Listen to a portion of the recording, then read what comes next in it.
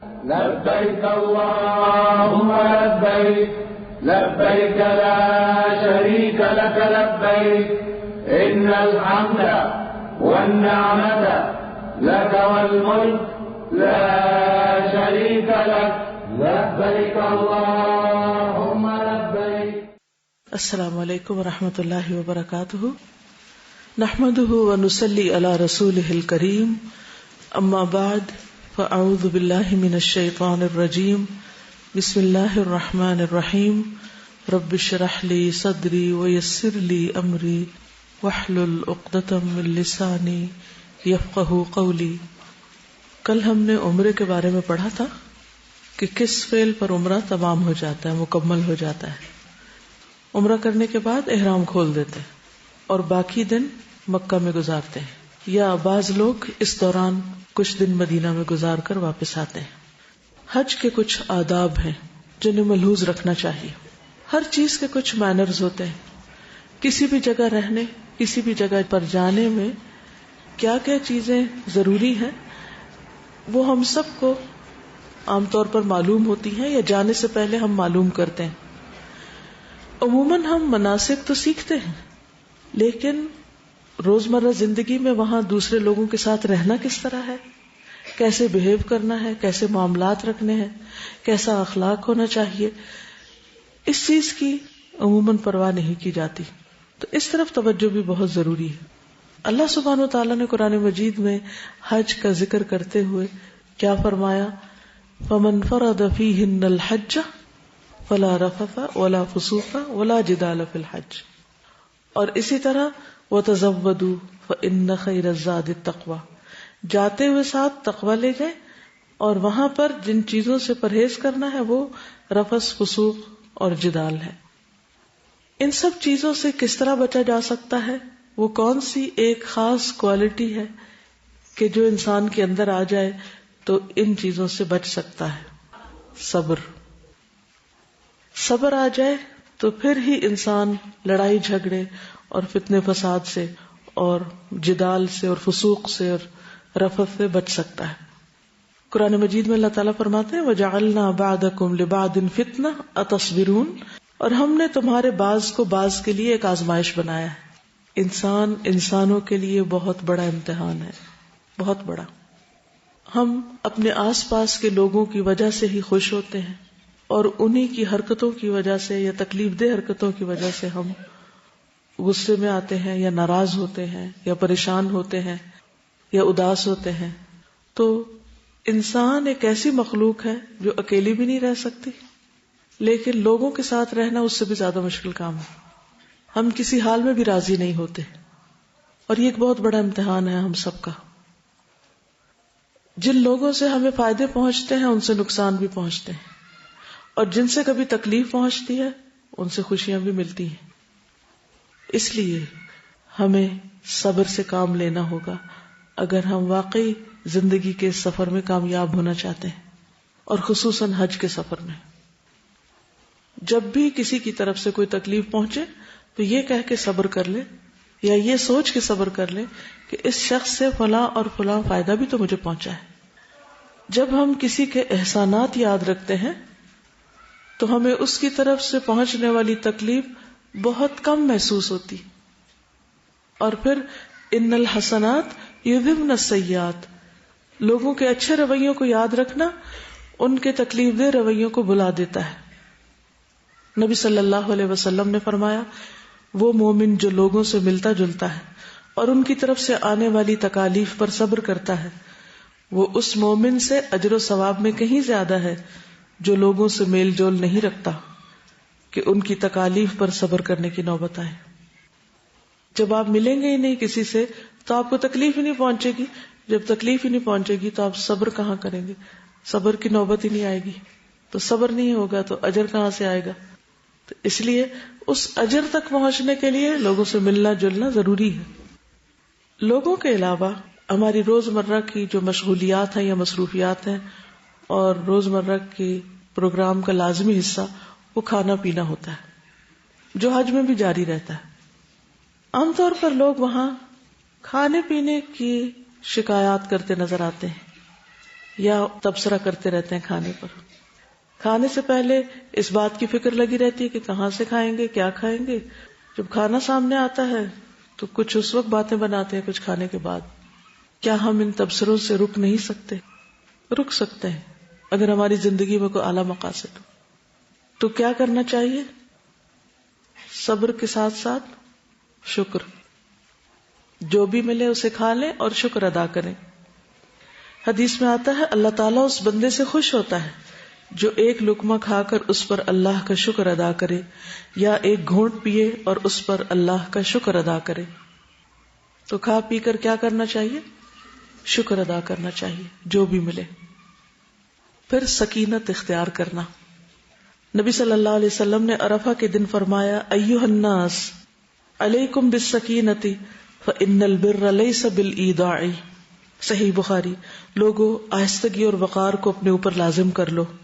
اونٹوں کو تیز دوڑانا کوئی نیکی نہیں. نہیں ہٹو بچو, شور ہنگامہ, پش کرنا, چیخنا چلانا, یہ مسلمان کے اخلاق کے منافی ہے. اور چال میں بھی وقار ہونا چاہیے, گفتگو میں وقار اور ٹھہراؤ ہونا چاہیے. لوگ معاملات کے اندر بھی اعتدال میں نہیں رہتے, یا وہ غصے میں بڑک رہے ہوتے ہیں یا وہ خوشی سے نہال ہو رہے ہوتے ہیں. بھائی درمیان میں رہو, ٹھہر جاؤ, سکینت اختیار کرو. خصوصاً عورتوں کے لیے بہت مشکل ہے, لیکن کوشش کرنے پر آپ یہ عادت اور سیرت اختیار کر سکتے. کچھ لوگ میں دیکھتی ہوں کہ ان کے اندر ماشاءاللہ بے پناہ ٹھہراؤ ہوتا ہے. ایسے لوگوں کو دیکھا کریں کہ وہ کس طرح بات کر رہے ہیں, کس طرح چل رہے ہیں, کیا کر رہے ہیں, کیونکہ انسان دیکھ کر بہت کچھ سیکھ سکتا ہے. پھر اپنی ذات سے دوسروں کو سکون اور تسلی دینا. انس بن مالک رضی اللہ عنہ سے روایت ہے کہ نبی صلی اللہ علیہ وسلم نے فرمایا یسروا ولا تعسروا وسکنوا ولا تنفروا. آسانی پیدا کرو, تنگی پیدا نہ کرو, لوگوں کو تسلی اور سکون دو, نفرت نہ دلاؤ. یعنی جہاں چاروں طرف آپ کے لوگ ہی لوگ ہوں وہاں پر آپ کے لیے نیکی کرنے کے مواقع بڑھ جاتے ہیں. آپ اس نگاہ سے لوگوں کو دیکھیں کہ کہاں, کس وقت, کب, کیسے, کس کے کام آ سکتا ہوں. میں کسی کی کیا مدد کر سکتا ہوں, کیا خدمت کر سکتا ہوں, کسی کو کوئی بھلی بات بتا سکتا ہوں, کسی سے کوئی تکلیف دور کر سکتا ہوں, کسی کو آرام پہنچا سکتا ہوں. لیکن یہ سارے کام کرتے کرتے ساتھ ہی ذکر اذکار جاری رہنے چاہیے. بعض لوگ جب دوسروں کی مدد کرنے لگتے ہیں تو ادھر ادھر کی فضول باتیں شروع کر دیتے ہیں, وہ کوئی غیبت شروع کر دیتے ہیں, کسی پہ تبصرہ, کسی پہ ہنس رہے ہیں, کسی کا مذاق اڑا رہے ہیں, کام بھی کر رہے ہیں لیکن ساتھ ایسی حرکتیں کر رہے ہیں. تو اس کی بجائے کیا کرنا چاہیے؟ یا تو اچھی بات کریں, آپ پھر خاموش رہیں, اور خاموشی سے بہتر ہے اللہ کا ذکر. جب نبی صلی اللہ علیہ وسلم سے بہترین حج کے بارے میں پوچھا گیا تو آپ نے کیا فرمایا کہ سب سے اچھا حج کون سا ہے؟ جس میں کثرت سے اللہ کا ذکر ہو. رسول اللہ صلی اللہ علیہ وسلم نے فرمایا خیر العمل ان تفارق الدنیا ولسانک رطب من ذکر اللہ. بہترین عمل یہ ہے کہ جب تو دنیا سے رخصت ہو تو تیری زبان اللہ کے ذکر سے تر ہو. لیکن یہ اسی وقت ہو سکتا ہے جب عام دنوں میں ہمیں کثرت سے ذکر کی عادت ہو. نبی صلی اللہ علیہ وسلم نے فرمایا 3 لوگوں کی دعا رد نہیں کی جاتی. ان میں سے ایک اللہ کا بہت زیادہ ذکر کرنے والا. یعنی اگر آپ اللہ کا بہت ذکر کریں تو اس کا فائدہ کیا ہوگا؟ آپ کی دعائیں قبول ہوں گی, اور ہر شخص یہ چاہتا ہے کہ اس کی دعا قبول ہو, اور اس کو خوش قسمت سمجھتے ہم جس کی دعائیں قبول ہو رہی ہیں. پھر امیر کی اطاعت. وبرہ کہتے ہیں میں نے عبداللہ بن عمر رضی اللہ عنہ سے پوچھا میں کنکریاں کس وقت ماروں؟ تو انہوں نے فرمایا جب تمہارا امام مارے تو تم بھی مارو. عموماً گروپس میں حج ہوتا ہے, چاہے فیملی کا ہو یا کسی ملک سے جب آپ جا رہے ہو تو اس وقت اکٹھے حج کر رہے ہو, تو اس میں ہر شخص کو اپنی الگ الگ راہ نہیں پکڑنی چاہیے, اور اپنی مرضی سے قافلے سے ادھر ادھر نہیں بھٹک جانا چاہیے, کیونکہ کچھ پتہ نہیں کہ اتنے رش میں کوئی کچلا جائے, کسی کو ہارٹ اٹیک ہو جائے, کچھ ہو جائے, اور پھر آپ کو کوئی پہچانتا نہ ہو, جانتا نہ ہو, تو کتنی مشکل ہو. یا آپ راستہ ہی نہ کھو بیٹھے, یا غلطی سے کسی لمبے راستے پہ نہ پڑ جائیں اور بلا وجہ کی مشقت میں پڑ جائیں, اور آپ بہت سی اور دیگر خیر سے محروم ہو جائیں. تو اس لیے حج کے سفر میں اور کسی بھی اجتماعی سفر میں, خواہ کوئی ٹرپ ہو, کیا کرنا چاہیے؟ انسٹرکشنز کو غور سے سننا چاہیے اور ان کو فالو کرنا چاہیے، چاہے وہ گروپ ٹائم ہو یا کلاس روم ہو یا سفر میں ہو یا پھر حج پہ ہو. آپ وہاں پر دیکھیں گے کہ بہت سے ممالک کے گروپس اتنے آرگنائزڈ ہوتے ہیں، حتیٰ کہ لباس تو چھوڑو، ان کے جو بیگز ہوتے ہیں وہ بھی ایک سائز کے اور ایک رنگ کے اور ایک طرح کے سٹریپ سے بندھے ہوئے. حج پر بھی لوگ بہت ہی آرگنائزڈ وے میں سفر کر رہے ہوتے ہیں اور وہ اس سنت پر عمل کر رہے ہوتے ہیں. اپنی مرضی کرنے میں سہولت تو بہت ہوتی ہے، لیکن بتائیے کہ کیا ہمیشہ ہی سہولت ہوتی؟ اس سے بہت زیادہ پرہیز کرنا چاہیے کہ جہاں بھی آپ اکٹھے ہو کر جائیں، اکٹھے ہو کر رہیں، تو جو وقت بتایا جائے، جو جگہ بتائی جائے، اس کی پابندی کریں، ورنہ آپ خود کو بھی مصیبت میں ڈالیں گے اور دوسروں کو بھی. پھر لڑائی جھگڑے سے بچنا. بہت زیادہ مواقع ہوتے ہیں وہاں لڑنے کے، لیکن اللہ تعالیٰ نے خاص طور پر مینشن کیا ولا جدال، لڑنا تو ہے ہی نہیں. نبی صلی اللہ علیہ وسلم نے جب حدیبیہ میں پڑاؤ ڈالا تو ان کے ایک خیرخواہ نے خبر دی کہ میں کعب بن لؤی اور عامر بن لؤی کو پیچھے چھوڑ کر آ رہا ہوں، جنہوں نے حدیبیہ کے پانی کے ذخیروں پر اپنا پڑاؤ ڈال دیا ہے. ان کے ساتھ بکثرت دودھ دینے والی اونٹنیاں اپنے بچوں کے ساتھ ہیں. وہ آپ سے لڑیں گے اور آپ کے بیت اللہ پہنچنے میں رکاوٹ بنیں گے. لیکن آپ نے فرمایا ہم کسی سے لڑنے نہیں آئے، ہم صرف عمرے کے ارادے سے آئے ہیں. تو جو اللہ کے راستے میں ہوتا ہے، یعنی حج یا عمرے کے سفر میں، جو بالکل پیسفل سفر ہوتا ہے، کوئی آپ سے لڑنا بھی چاہے یا لڑائی چھیڑے بھی تو آپ اس کو موقع نہ دیں.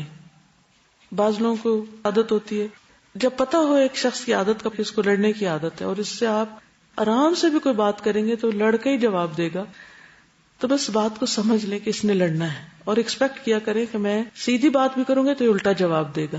ہوتا ہے نا، ایسے لوگ ہوتے ہیں، ہر جگہ ہوتے ہیں. تو جب زندگی میں آپ لوگوں کے مزاج سمجھ جاتے ہیں تو آپ کو معاملہ کرنے میں بہت آسانی ہو جاتی ہے. جس چیز کو آپ ایکسپیکٹ کر رہے ہوتے جب وہ سامنے آ جاتی تو آپ کہتے ہیں تو نارمل ہے، سو واٹ، یہ تو ہونا ہی تھا. پہلے سے آپ انتظار میں ہوتے اچھا وہ کیا ہوتا ہے. تو اسی طرح اگر اس سفر میں بھی آپ کا ساتھ کچھ ایسے لوگوں سے ہو جائے کہ جو بد اخلاق ہوں، بد زبان ہوں، بدتمیزی سے بات کرتے ہوں. آپ کو معلوم ہے یہ عادتیں بچپن سے پڑ جاتی ہیں لوگوں کو نا، بعض اوقات بڑے ہو کر بھی نہیں جاتی. وہ کسی بھی مقام پہ پہنچ جائیں لیکن ان کے پھر اخلاق نہیں بدلتے، کیونکہ وہ ان ماحول کی پیداوار ہے نا. وہ بعض اوقات ان کے بس کی بات نہیں ہوتی، ان کو سمجھ بھی نہیں ہوتی وہ کیا بول رہے ہیں، کیا کہہ رہے ہیں، احساس بھی نہیں ہوتا. چھوٹ چھوٹ کے تانے دیتے جاتے ہیں اور وہ اس کو اپنے بڑی سمارٹنیس سمجھتے ہیں، حالانکہ انتہا درجے کی بد اخلاقی ہوتی. دین یہ تعلیم نہیں دیتا. یہ لوگوں کے اپنے اخلاق، مزاج، ان کے خاندان، ان کے ماحول ہوتے ہیں جن کا وہ رنگ چڑھائے ہوتے ہیں اپنے اوپر. تو جب کوئی لڑنے جا رہا ہو تو پھر کنارہ کشی کر لیں. مسور بن مخرمہ سے روایت ہے کہ رسول اللہ صلی اللہ علیہ وسلم صلح حدیبیہ کے موقع پر مکہ جا رہے تھے. ابھی آپ راستے میں تھے کہ آپ نے فرمایا خالد بن ولید قریش کے سواروں کے ساتھ ہماری نقل و حرکت کا اندازہ لگانے کے لیے مقام غمیم میں مقیم ہے، اس لیے تم لوگ داہنی طرف ہو جاؤ. بس اللہ کی قسم خالد کو ان کے متعلق کچھ بھی علم نہ ہو سکا. یعنی وہ پتہ چلانے کے لیے کس طرح مسلمان جا رہے ہیں وہ دیکھنا چاہتے تھے، تو نبی صلی اللہ علیہ وسلم نے رستہ ہی بدل دیا. جب آپ کو پتہ ہو کہ لڑنے والا وہ سامنے سے آ رہا ہے تو آپ کیا کریں؟ بہادری کا مظاہرہ کریں، آستینیں چڑھانے لگے؟ نہیں، رستہ بدل دیں. لوگوں کے ساتھ اچھے اخلاق سے پیش آئیں. یعنی یہ تو اس صورت میں جب کوئی آپ سے لڑنے آ رہا ہو، لیکن آپ خود جب معاملہ کریں تو اچھی طرح کریں. حدیث میں آتا ہے جہاں کہیں بھی ہو اللہ سے ڈرو، برائی کے بعد بھلائی کرو تاکہ وہ اسے مٹا دے، اور لوگوں سے اچھے اخلاق سے پیش آؤ. ہم انسان ہیں، غلطی، کمی، کمزوری ہم سب سے ہو جاتی، لیکن اس کے بعد کوشش کریں کہ پھر اچھا سلوک کر لیں، حسن اخلاق سے معاملہ کر لیں. نبی صلی اللہ علیہ وسلم نے فرمایا تم میں سب سے بہتر وہ ہے جس سے خیر کی امید ہو. یعنی آپ جب اس سے بات کریں تو آپ کو یہ اطمینان ہو کہ اس شخص سے مجھے خیر ہی ملے گی، کوئی بھلائی نصیب ہوگی، اور اس کے شر سے امن ہو. اور سب سے بدتر وہ ہے جس سے خیر کی توقع نہ ہو اور اس کے شر سے امن نہ ہو. پھر زبان کی حفاظت، اس پہ خصوصی دھیان دیں، اس کو لاک میں رکھیں. ناشکری کے جملے نہ بولے جو اللہ کی ناراضگی کا باعث ہوں. ابو ہریرہ فرماتے ہیں نبی صلی اللہ علیہ وسلم نے فرمایا بندہ ایک بات زبان سے نکالتا ہے اور اس کے بارے میں سوچتا نہیں، جس کی وجہ سے وہ دوزخ میں اتنی دور پھسل کے گرتا ہے جتنا مشرق و مغرب کے بیچ میں دوری. تو اس لیے بہت سوچ سمجھ کے بات کریں، اور اگر کوئی بات کر کے آپ کو خلش شروع ہو جائے تو استغفار کر لیں، اور آئندہ ان جملوں پر چیک رکھیں کہ پھر ایسی بات نہیں کریں گے. جب ہم کثرت سے ذکر کریں گے اور خاموش رہیں گے تو پھر ایسی نوبت ویسے ہی کم آئے گی. رسول اللہ صلی اللہ علیہ وسلم نے فرمایا، اللہ اس بندے پر رحم فرمائے جو فائدہ مند بات کرتا ہے یا پھر خاموش رہ کر سلامت رہتا ہے. یعنی یہ نہیں کہ ایک مصنوعی خاموشی طاری کر لیں، جب ضرورت کے موقع پر بھی کوئی نہیں بولتا اس سے بھی دوسروں کو پریشانی لاحق ہوتی ہے، تو اس پریشانی سے بھی دوسرے کو بچانا چاہیے. تو اللہ تعالیٰ اس پر رحم کرے جو فائدے کی بات کرے، یعنی فائدے کی بات کرنے والے پر اللہ کی رحمت ہے. یا پھر اگر نہیں ہے کوئی فائدے کی بات، کام کی بات، تو خاموشی اختیار کر کے سلامت رہیں. پھر نظروں کی حفاظت، کیونکہ حج کے لیے کثرت سے مرد اور کثرت سے عورتیں گئی ہوتی ہیں اور باہم اختلاط بھی بہت ہوتا ہے. اس لیے کوشش کریں کہ کسی نامحرم پر نظر نہ پڑے.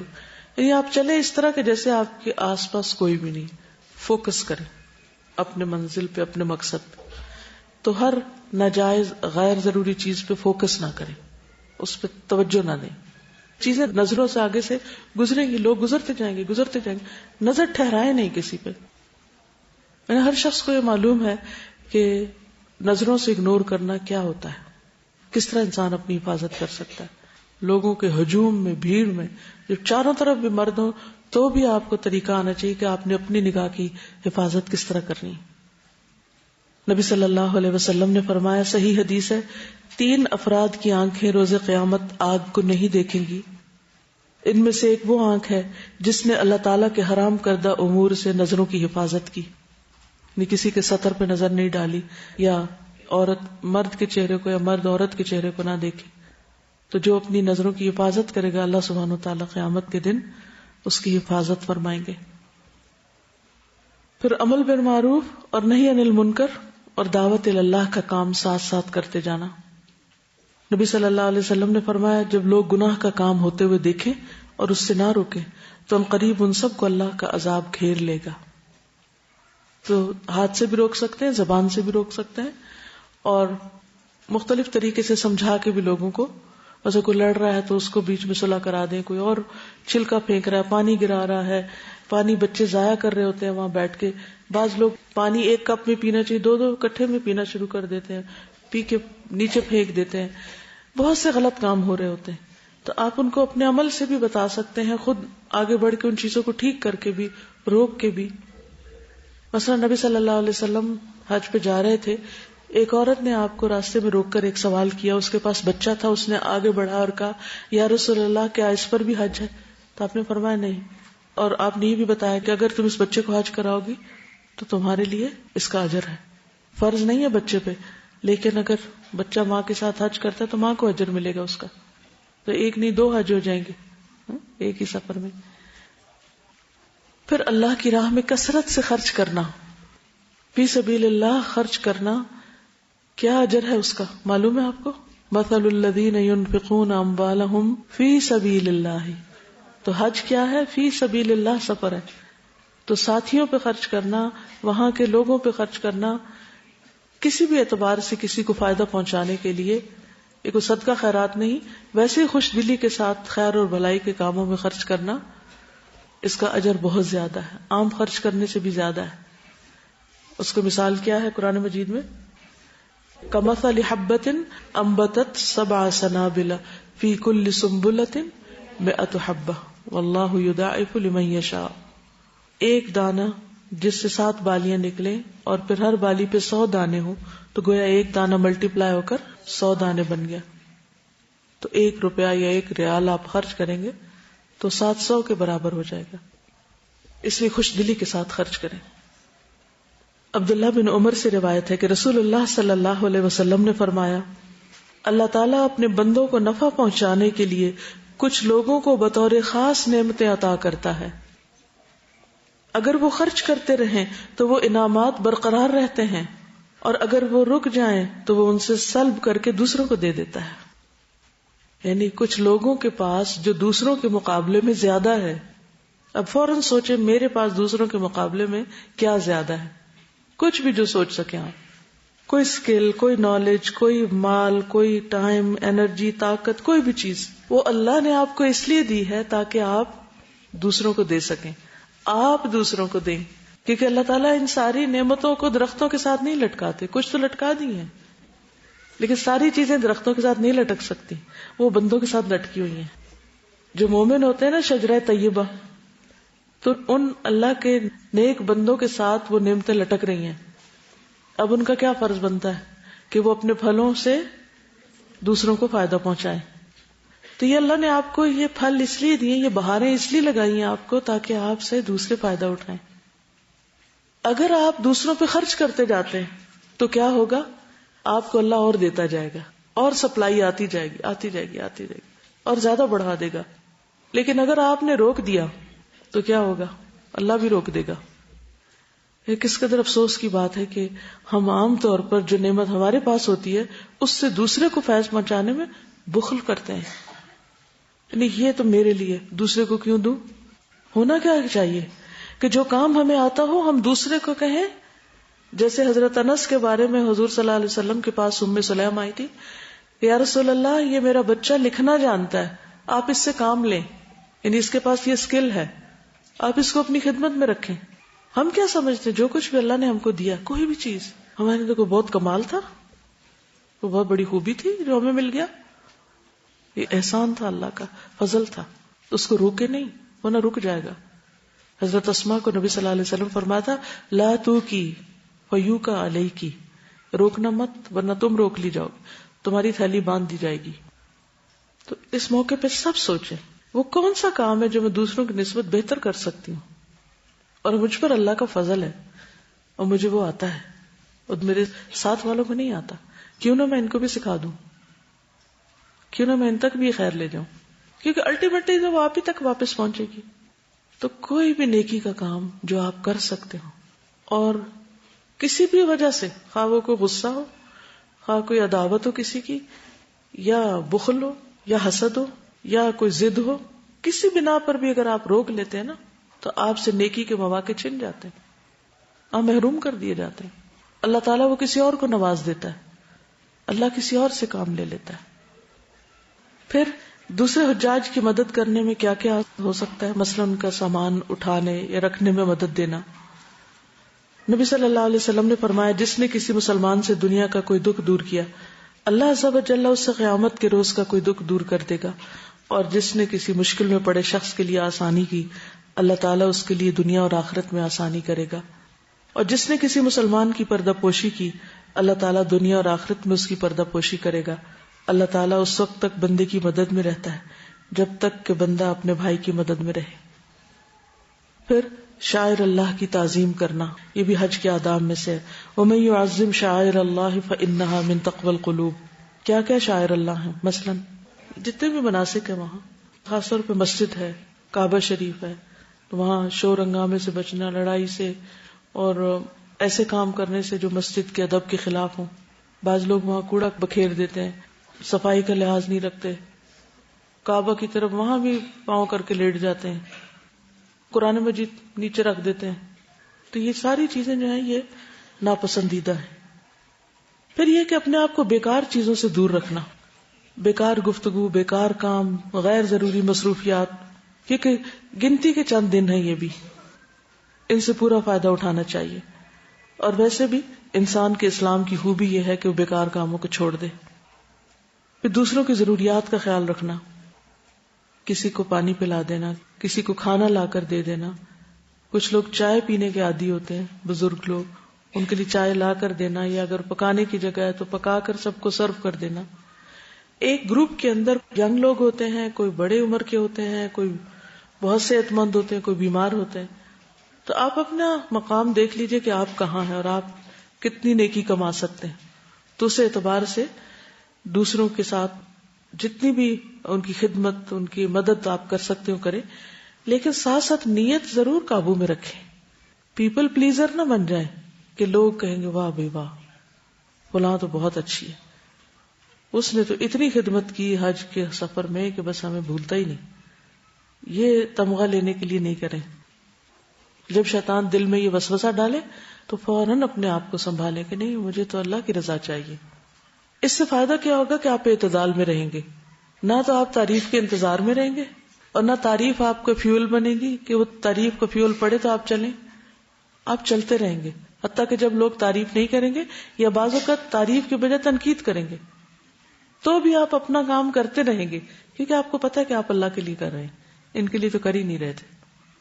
پھر یہ ہے کہ اس راستے میں جو تکلیفیں ہیں ان کا ذکر نہ کریں اور ان کو بہت زیادہ بار بار دہرائیں نہیں، کیونکہ مومن کو تو عام حالات میں اگر ایک کانٹا بھی چپ جاتا ہے تو اس پر بھی اجر ہے، اور یہ تو اللہ کے راستے کا سفر ہے. کیونکہ شکوہ کس سے کر رہے ہیں کہ اللہ تیرے راستے میں یہ اور یہ مشکل پیش آئی؟ نہیں، نادانی میں بھی ایسی باتیں نہ کریں، کیونکہ جو مسلمان جب اس کو دنیا میں کوئی کانٹا بھی چبھے اور اس پر وہ ثواب کی نیت سے صبر کرے تو اس وجہ سے اللہ تعالیٰ قیامت کے دن اس کے گناہ معاف کر دیں گے. تو ہائے ہائے نہیں بچائے رکھنا چاہیے. پھر اسی طرح اگر بیمار ہو جائیں حج کے سفر میں، علاج دوا کے ساتھ ساتھ اپنے ساتھیوں کو، آس پاس کے لوگوں کو تنگ نہ کریں، پریشان نہ کریں. بخار بھی چڑھے تو جسم سے اس طرح گناہ جھڑتے ہیں جیسے سوکھے پتے درخت سے جھڑتے ہیں، تو یہ سارے گناہوں کو جھاڑنے کے طریقے ہوتے ہیں، تو اس کا بھی بہت ذکر نہ کریں. پھر دوسروں میں صلح کروانا. بعض اوقات آپ کے گروپ میں 2 لوگ آپس میں لڑ بیٹھتے ہیں اور وہ بولنا چالنا چھوڑ دیتے ہیں، تو صلح کرانا کتنی بڑی نیکی ہے. نماز، روزے، حج، زکوٰۃ سے بھی بڑی، اجر و ثواب میں بڑھ جاتی. کیونکہ ہوتا ہی ہے کہ جب 2 لوگوں کی لڑائی ہو جاتی ہے، آپس میں کوئی مس انڈرسٹینڈنگ ہوتی ہے، پھر آپ کو غیبت بھی سننی پڑتی ہے اور بدگمانیاں بھی بعض اوقات آپ کے دل میں آ جاتی ہیں اور بعض اوقات دوسروں کو آپ بلٹل کرنے لگتے ہیں. تو بہتر ہے کہ جلد از جلد ان کی دوستی کرا دی جائے. تو اس سے انشاءاللہ تعالیٰ آپ کے حج کا سفر جو ہے وہ خوشی سے گزرے گا. چلیے اب اجازت. سبحانک اللہم و بحمدک، اشہد ان لا الہ الا انت، استغفرک و اتوب الیک. السلام علیکم و رحمۃ اللہ وبرکاتہ.